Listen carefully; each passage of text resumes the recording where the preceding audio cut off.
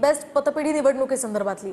या निवडणुकीमध्ये ठाकरे बंधूंच्या पॅनलचा दारुण पराभव झालाय।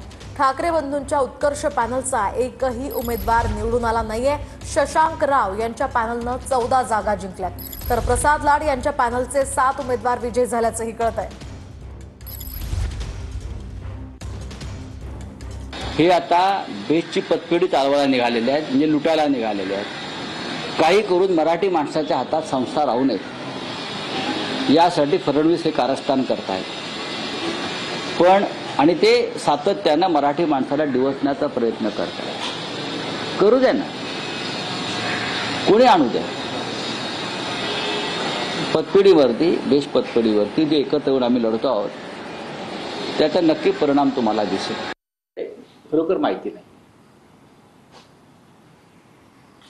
मी पूर्ण माहिती घेतल्याशिवाय बोलणं। तुम्ही आता सांगताय म्हणून एका पतपेढीची निवडणूक आहे ती,